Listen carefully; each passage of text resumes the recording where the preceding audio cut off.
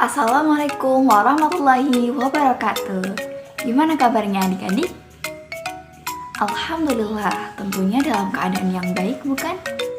Pada kesempatan kali ini, kita akan belajar mata pelajaran akidah akhlak dengan judul Ayo Bertaubat bersama aku, Kanana. Sebelum melangkah lebih jauh, mari kita lihat lebih dahulu KD-nya.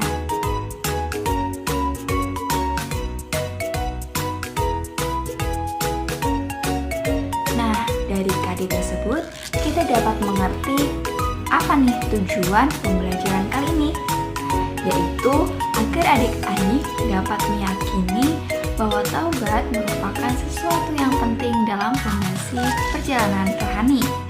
Hanya itu, adik-adik juga diharapkan dapat bersikap jujur dan tanggung jawab atas apa yang adik-adik lakukan, sekaligus mengimplementasikan taubat itu sendiri dalam kehidupan. Dan yang tentunya dapat membuat adik-adik lebih paham dan mengerti mengenai pengertian, hakikat, kedudukan, syarat-syarat, dan keutamaan dari taubat itu sendiri. Gak perlu lama-lama, yuk kita belajar dengan terlebih dahulu membaca Bismillahirrahmanirrahim. Adik-adik pasti sudah tidak asing dengan kata-kata berikut. Manusia, tempatnya ialah salah dan lupa. Sebagai manusia biasa, tentunya kita tidak akan luput dari kesalahan dan perbuatan dosa. Akan tetapi, bukan berarti kita menyepelekan hal tersebut dan terus-menerus melakukan kesalahan dan dosa berulang kali. Nah, Allah memiliki sifat Al-Ghafur, yakni pengampun. Oleh karenanya, kita sebagai hambanya diperintah untuk bertaubat. Terus apa sih taubat itu? Taubat merupakan kata yang berasal dari bahasa Arab, yakni taba yatubu taubat, dengan arti kembali atau berpaling dan menarik diri dari perbuatan dosa. Secara istilah, taubat merupakan perilaku meninggalkan dosa karena takut kepada Allah, serta menganggap perilaku tersebut adalah perilaku yang buruk, sehingga timbul rasa penyesalan dan tekad untuk menghindari perbuatan tersebut serta memperbaikinya.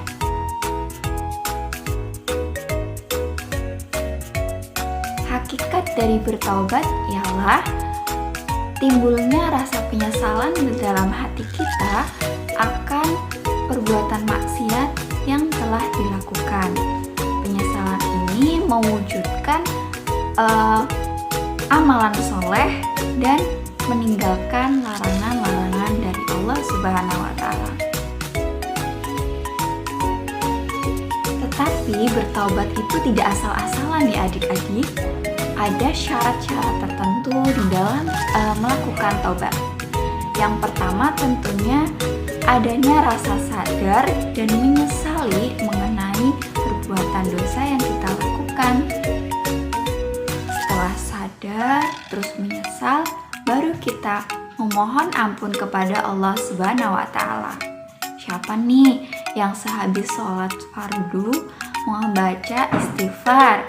Ayo, keren. Setelah itu kita berjanji untuk tidak mengulangi perbuatan tersebut. Ya percuma ya kalau misalnya sudah mohon ampun tapi tetap melakukan perbuatan yang sama. Artinya taubat tersebut belum mencapai taubat yang nasuha. Dan yang terakhir adalah menutupi perbuatan-perbuatan buruk tersebut dengan beramal yang baik atau amal yang soleh.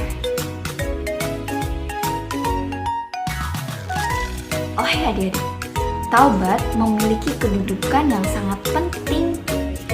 Karenanya umat mukmin diwajibkan untuk bertaubat. Kenapa? Karena taubat mewujudkan kesolehan dan kejayaan dalam diri seorang hamba di dunia maupun di akhirat.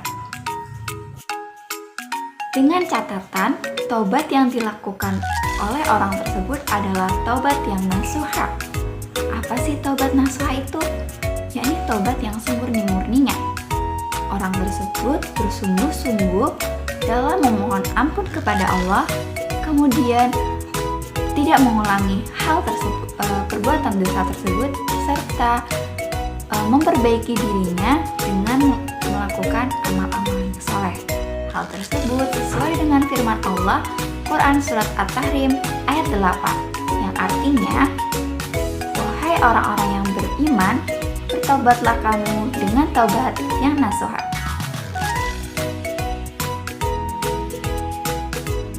Taubat memiliki beberapa keutamaan, antara lain adalah meraih cinta dari Allah Subhanahu wa Ta'ala. Kenapa kok bisa kayak gitu? Karena Allah Subhanahu wa Ta'ala sangat mencintai hambanya yang gemar bertaubat atau memohon ampun kepada Allah. Nah, kalau udah dapet cinta dari Allah, artinya hamba tersebut adalah hamba yang beruntung. Selain itu, dengan bertaubat dapat menghindari pelakunya dari api neraka. Wah, berarti dia lebih mudah ya masuk surganya. Siapa nih yang pengen masuk surga? Ayo, banyak-banyak beristighfar. Tak hanya itu loh adik-adik, bahkan nih malaikat juga mendoakan orang-orang yang bertaubat. Orang yang bertaubat akan mendapatkan ampunan dan rahmat dari Allah Subhanahu wa Ta'ala, sekaligus memotivasi dirinya untuk terus melakukan amar ma'ruf nahi mungkar. Jadi, jangan pesimis ya adik-adik kalau kita merasa bahwa kita banyak dosa, sebab rahmat dan ampunan Allah itu jauh lebih besar daripada dosa-dosa yang kita lakukan. Jadi, yuk bertaubat. Nah, sekian dulu ya pembelajaran kita hari ini. Apakah sudah paham adik-adik? Apa ada yang ingin ditanyakan? Kalau tidak ada, kakak tes ya. Apa sih syarat-syarat taubat? Yuk sebutin dengan runtut. Ya, betul.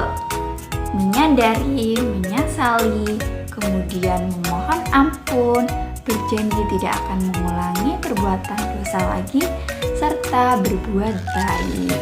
Good job! Sekian dulu ya adik-adik kita belajarnya. Sampai berjumpa di kesempatan lain. Assalamualaikum warahmatullahi wabarakatuh.